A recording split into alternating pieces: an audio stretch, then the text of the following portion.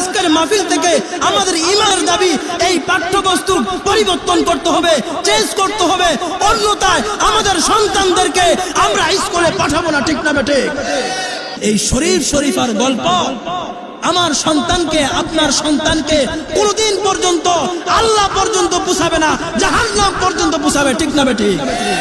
এই শরীফার গল্প কোনদিন আমার সন্তানকে আল্লাহওয়ালা বানাবে না, আমার সন্তানকে নাস্তিক বানাবে। এই জন্য আমাদের প্রাণের দাবি আমাদের সন্তানগুলো যে স্কুলেই পড়ুক, আমরা বইগুলো দেখব, তদারকি করব যে ইসলামী শিক্ষায় বইয়ে কি আছে, ইতিহাসে কি আছে, বইগুলো ঘেটে ঘেটে দেখব। যদি এমন কিছু ইতিহাস পাওয়া যায়, নাস্তিকবাদ, যে ইতিহাস পড়লে ঈমান চলে যায়, যেই গল্প পড়লে ঈমান চলে যায়, মুসলমান ঈমান হারা হয়ে যায়, ওই গল্প যেই বইতে থাকবে, ওই স্কুল, ওই প্রতিষ্ঠান আমরা বয়কট করব ইনশাআল্লাহ। সপ্তম শ্রেণীর বইয়ের মধ্যে শরীফার গল্প। আচ্ছা বলেন দেখি, আমার মা মুসলমান, আমার বাবা মুসলমান, আমার সন্তান মুসলমান, আমার পূর্বপুরুষ সকলে কি মুসলমান? মুসলমানের সন্তান হয়ে শরীফার গল্প যদি আমরা পড়ি, আমাদের ঈমান থাকবে না যাবে?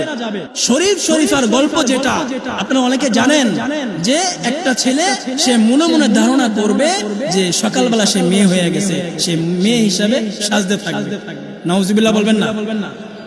সমকামিতা যেটা বলা হয় ইসলামে, এটা সম্পূর্ণ হারাম। এটা কি? আওয়াজ করে বলুন, কি সমকামিতা? কি? একটা মেয়ে কোনদিন ছেলে হইতে পারে না, ছেলে কোনদিন মেয়ে। বইয়ের মধ্যে স্পষ্ট গল্প লেখা সপ্তম শ্রেণীর, যে শরীফ সকালবেলা নিজে নিজে ধারণা করবে, মনে মনে চিন্তা করবে, সে সকালবেলা শরীফা হয়ে যায়। নাউজুবিল্লাহ বলবেন না? নাউজুবিল্লাহ বলবেন না? এই বই যদি আমার মেয়ে, আপনার মেয়ে, আমার ছেলে, আপনার ছেলে যদি, সন্তানরা যদি পড়ে, ওই ছেলেটা মুসলমান হওয়ার পরও নাস্তিক। ঠিক না বেঠিক? মুসলমান থাকার পরও কি মুসলমান, তার বাবা মুসলমান, মা মুসলমান হওয়ার পরও ছেলেটা কি নাস্তিক। এই বাংলা মাটিতে, এই বাংলার মাটিতে, ওলি আউলিয়া কেরামের মাটিতে, ওলি বুজুর্গের মাটিতে, মসজিদ মাদ্রাসার মাটিতে কোন নাস্তিক কুলাঙ্গার এই পাঠ্যবস্তু কেউ গ্রহণ করতে পারে না, পারে না, পারে না, পারে না। এই বাংলার জমিন হচ্ছে উলামায়ে কেরামের জমিন, এই বাংলার জমিন হচ্ছে মসজিদ মাদ্রাসার জমিন, এই বাংলার জমিন মুফতি আমিনের জমিন, এই বাংলার জমিন কারি ইব্রাহিমের জমিন, এই বাংলার জমিন ফখরে বাঙ্গাল তাজুল ইসলামের জমিন, এই বাংলার জমিন উলামায়ে কেরামের জমিন। এই বাংলার জমিনে ওলি আউলিয়া কেরামের জমিনে কোন নাস্তিক কুলাঙ্গার এই নাস্তিকবাদ পাঠ্যবস্তু গ্রহণ করতে পারে না। ঠিক না বেঠিক? এটা হচ্ছে আজকের মাহফিল থেকে আমাদের ঈমানের দাবি, এই পাঠ্যবস্তু পরিবর্তন করতে হবে, চেঞ্জ করতে হবে, অন্যথায় আমাদের সন্তানদেরকে আমরা স্কুলে পাঠাবো না। ঠিক না বেঠিক? সম্মানিত মুসলিম কেরাম, লোকমান আলাইহিস সালাম সন্তানকে হাতে ধরে নসিহত করেছে, সন্তান তুমি অহংকার মুক্ত জীবন পরিচালনা করো, বিনয়ের সাথে, নম্রতার সাথে, ভদ্রতার সাথে চলাফেরা করবা।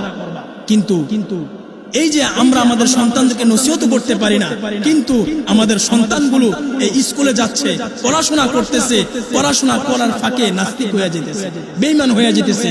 এই শরীফার গল্প আমার সন্তানকে, আপনার সন্তানকে কোনদিন পর্যন্ত আল্লাহ পর্যন্ত পৌঁছাবে না, জাহান্নাম পর্যন্ত পৌঁছাবে। ঠিক না বেঠিক? এই শরীফার গল্প কোনদিন আমার সন্তানকে আল্লাহওয়ালা বানাবে না, আমার সন্তানকে নাস্তিক বানাবে। এই জন্য আমাদের প্রাণের দাবি আমাদের সন্তানগুলো যে স্কুলেই পড়ুক, আমরা বইগুলো দেখব, তদারকি করব যে ইসলামী শিক্ষায় বইয়ে কি আছে, ইতিহাসে কি আছে, বইগুলো ঘেটে ঘেটে দেখব।